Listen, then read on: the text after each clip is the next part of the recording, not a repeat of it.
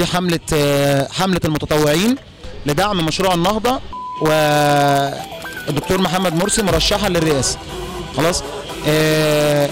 الحملة كلها تهدف ان احنا نبين للناس ايه هو مشروع النهضة. مشروع محتاج شرح زي اي مشروع اخر. احنا بننزل للناس في الشارع نقول لهم ده المشروع بتاعنا، بيتكلم عن 100 يوم بعد انتخاب اول حكومة من البرلمان. اول 100 يوم دول هيحصل فيهم اعادة ضبط الامن في الشارع، اعادة ثقة الشعب في الهيئات التنفيذية من حكومة وما يتبعها من وزارات وهيئات اخرى.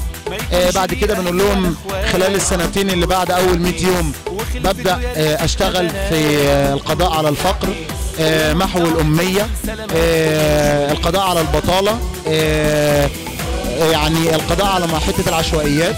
ده في خلال السنتين الاولانيين. ده كده شرح. بعد كده الخمس سنين اللي بعد منهم بقى اهداف استراتيجيه اكبر شويه في الوصول ل 2025 ان تكون مصر من اكبر الدول في العالم اقتصاديا، سياسيا، ثقافيا، علميا، وتكون هي رائده لذلك. مش تكون من اكبر الدول فقط، بل هي تكون دوله رائده في ذلك. سبب النزول في الشارع ان مش هتقدر توصل للناس لان انت ما عندكش قنوات اعلاميه كتير. بالعكس كل القنوات الاعلاميه للاسف بتهاجم المشروع. بلاش تهاجم المشروع، بتهاجم الشخصيات الحامله للمشروع لاهداف واغراض شخصيه. احنا بقى نازلين للشارع عشان احنا شغلنا كله مع الناس فيس تو فيس زي ما بنقول. اسرع توصيل للناس ان انت تروح له في مكانه. اتفضل ده المشروع بتاعنا، اقراه حضرتك، افهمه. يا ريت حضرتك تنزل معانا وتكون من المتطوعين في حملة الدعم. لا مش كل المتطوعين في الشارع من الاخوان، معانا ناس من خارج الجماعة، معانا ناس من خارج يعني ايه، معانا مسلم، معانا مسيحيين، كلنا في الحملة ايد واحدة زي ما كنا في الثورة ايد واحدة. اللي اقتنع بالمشروع وبفكرته نزل معانا في الشارع وبدأ يشتغل قلبا وقالبا لدعم المشروع.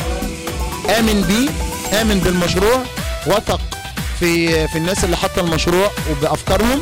بدأ يدعم المشروع بروحه وبقلبه وبنفسه وبكل جهوده، وقت ومال وغير ذلك. العفو يا سيدي.